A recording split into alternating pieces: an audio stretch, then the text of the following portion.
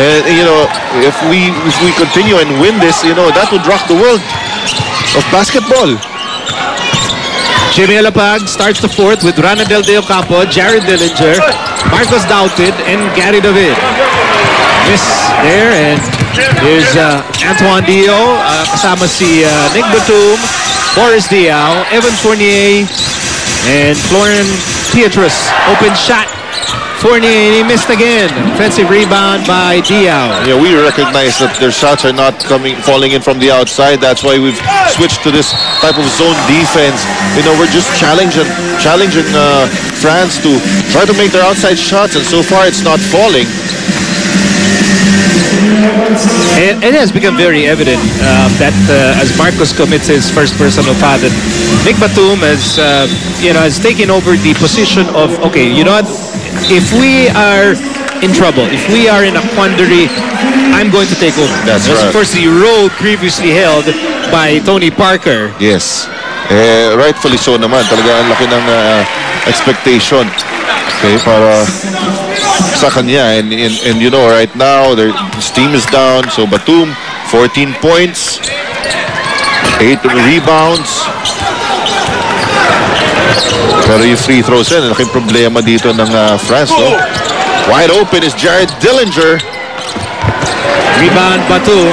Batum over to Edwin Jackson. And he goes in, but he missed the layup. It's like France is just looking exclusively for Batum, even in those fast break play. Jared, inside. He was caught dancing to the wrong song, and the ball will go back to France. This is a pocket tournament that involves, well, the two teams you're watching now, France and the Philippines. And kasali din dito Ukraine and Australia. All the 4 teams are part of the FIBA World Cup. Correct.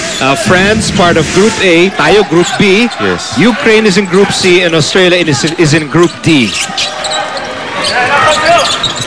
Meantime, here's Boris Diaw against Gary David. Edwin Jackson against Jared Dillinger. And there's Antoine Dio with a miss. Rebound by Batum. New shot clock for France. French down by 2. Diaw inside, and a swipe by Gary David. The ball will stay with France. Active hands, and we're talking about sudden adjustments, in a short tournament like this. Even during the FIBA World Cup, you make adjustments during the game, and so far France has not made the right adjustment. Sa atin, we're changing the way we play defense because we're recognizing that France is struggling from the outside. Right now, we're in a bit of a zone, pero yung alley-oop play na yun, that was a zone breaker. And that alley-oop allows France to tie the game at 55 all as we hit the 8-minute mark of the 4th period. Gary David for 3. Rebound, Nick Batum.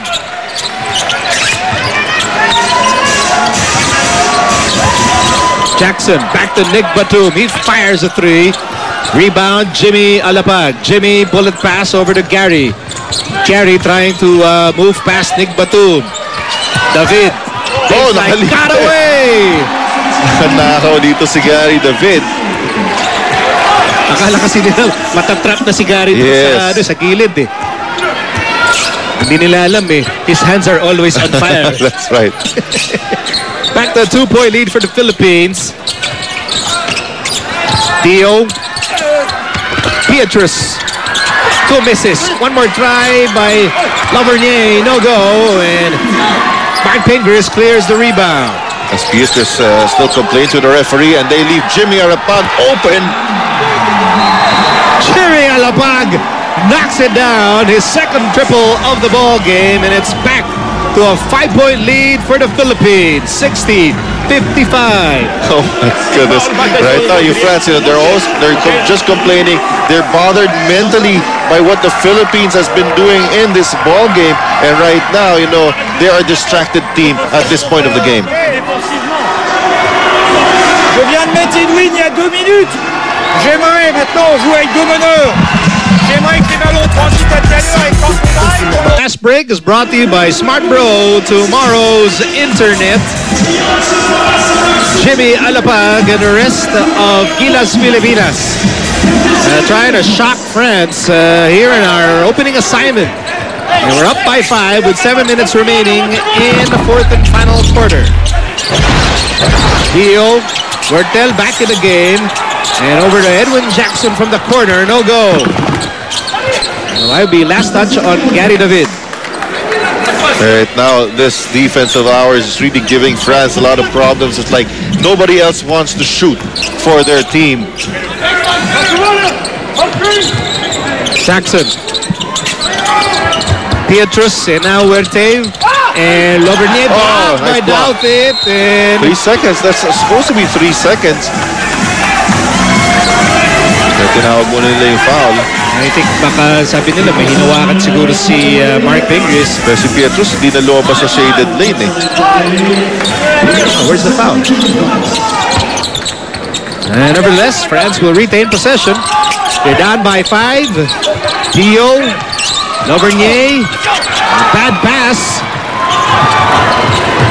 Jimmy, that's a foul by Dio, and wow, Jimmy has hit big shots all throughout the game. That's correct, but more than that is how how we've been playing defense, communicating, holding our own on the boards against a much taller team. 6.5 remaining in the fourth quarter. Gary David for 3. Rebound for Wertel. He goes in and finds Lovernier. And that Philippines, or our lead, is down to 3. That time, they were able to find a gap in our defense. Ito ngayon, good ball movement para sa Team Pilipinas. Ping won't force that one, although that was a tight pass. 4-on-2 break. Lovernier, too big. And that will cut down the Philippines' lead to 1 point. As I mentioned earlier, the fast break play. Brought to you by Smart Bro, tomorrow's internet. And we'll take this time out. Magbabalik po kami. Magandang araw sa kanilang lahat. Nico Alini kasama Coach Richard Del Rosario. And we're certainly hoping that the Philippines will hold on and score what could be a shocker of a win.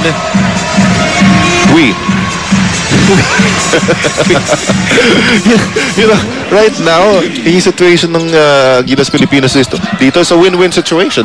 If you win the ball game. Even if you don't win, you've won the hearts already and the respect of France and the entire arena and all those watching because of the performance na pinakita dito ng Gilas PIlipinas. Why settle for a moral victory when you can get an actual victory? Jimmy Alapag, with all the gumption in the world, he drives inside the land of the Giants and he gives the Philippines a 3-point lead, 62-59. Another change up in our defensive game plan here off that timeout, trying to confuse France here with their offensive sets.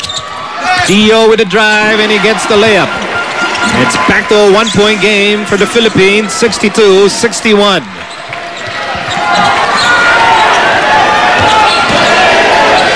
Alapag to Ranidel, and now Jeff Chan. Jeff Chan, who waxed hot in the second quarter. Jeff Chan with a fake over to Ranidel. Bullet pass over to Pingris. Pingris over to Marcus Douthit with an open shot. And a rebound for Antoine Dio. Great patience shown there by Gilas PIlipinas. Di na pumasok yung tiro ni Marcus Douthit. Lovernier. No go. Good defense by Douthit, but Lovernier gets away. Wait a minute. This thing got entangled with Pietrus there. Hinawakan ni Pietrus. Pinormahan Napikot si Pietrus kay Pingris. And I think they nullified. Yep, they nullified the basket by Lovernier. So we want to get you play till the end, okay? So you did the foul here, and I am warning you, and you continue. So now play, okay? Tama! Because now we are watching. I love it. I love it. Okay? Referee of the year. Yes, dapat talaga, Tama yun. Oo. Napagalitan tuloy si Pietrus. Ang galing. Wait, galing yung referee na. Oo. 62-61. And here's Pingris We're still on top by 1 point. Jimmy Alapag. And now to Andre Blatch. Shot clock down to 9. Blatch. Oh, he's in trouble right now. Oh, no. Shot clock down to 5. Shot clock down to 2. Ranidel Rudder. Oh, sayang, no? Ramon Fernandez move sana yun, eh, no? Huertel sets up Dio and he nails the 3, and the lead is back with France. What a time to hit that 3 for Dio.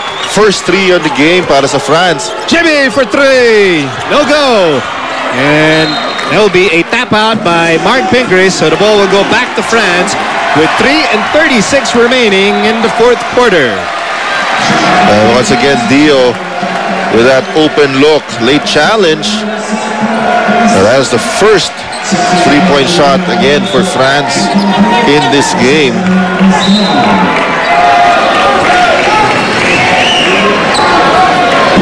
Paulie, Gabe Norwood back in the ball game. Philippines down by 2.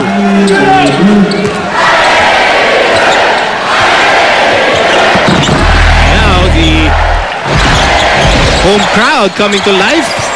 And a miss there.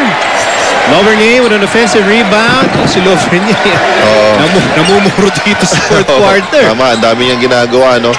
Mga little things dito para sa France. And ito siya nabiyayaan. Once again, you know, whoever Blatch or Doubt is guarding, they want them to help. And that opens up his man to drive to the basket. Meantime, Norwood attacks, and he will take 2 free throws. He's trying to cut down that 4-point deficit. There's the bump by Tomas Huertel.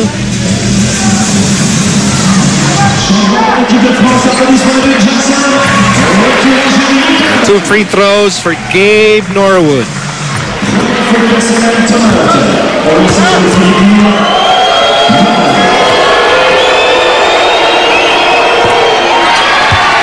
First is good for Gabe.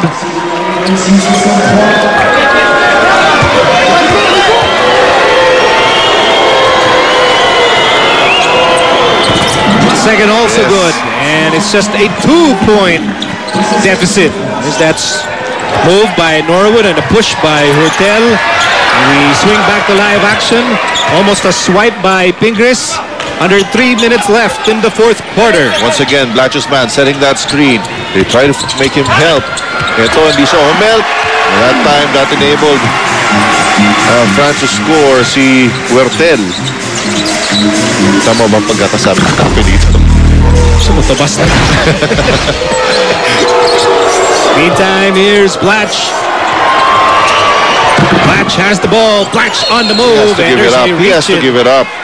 And nagkaroon na ng breakdown. He has to give up the basketball. Jeff Chan was wide open on the wing.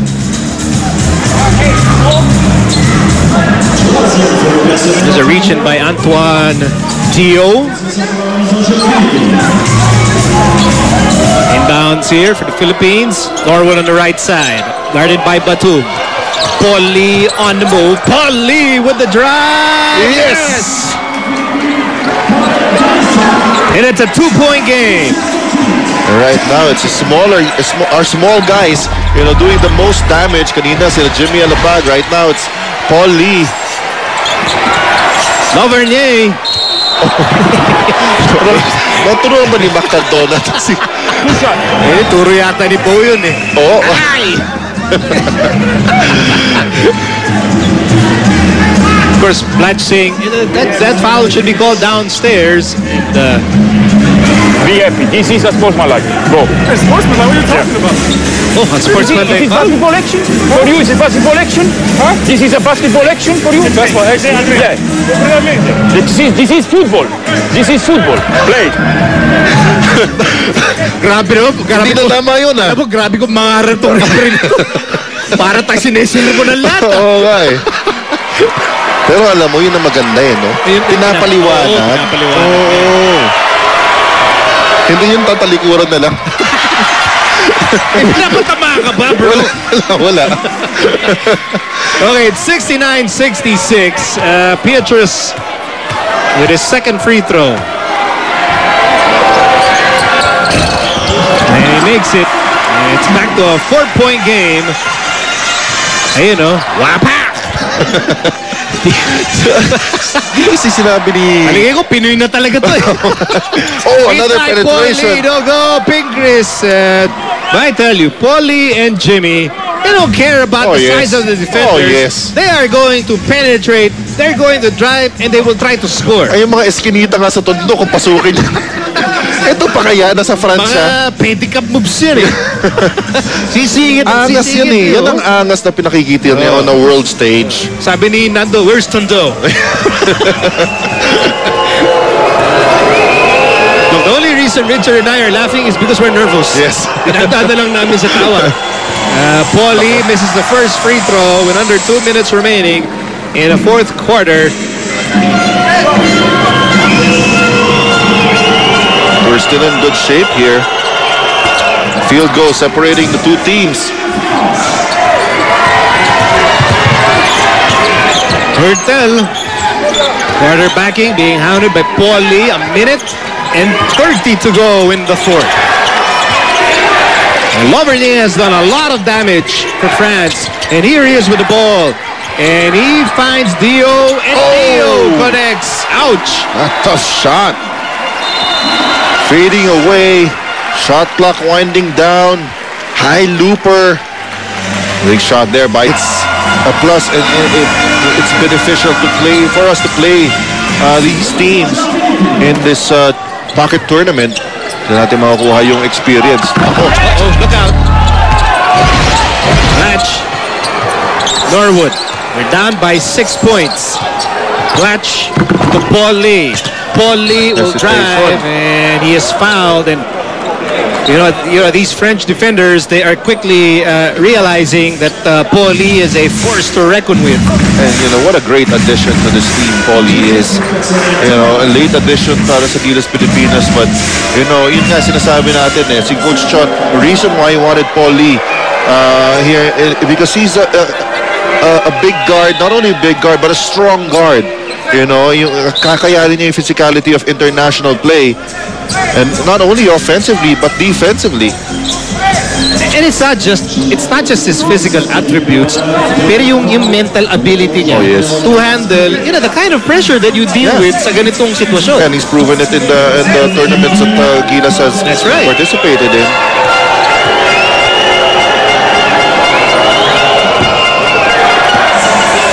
Missed the first. We have another opportunity. 1 minute and 10 remaining dito sa fourth and final quarter. I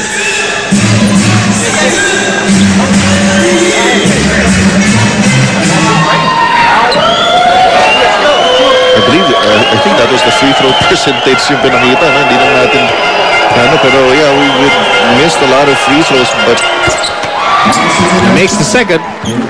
And so it's a 5-point lead for France with 1 minute and 6 to go in the ball game.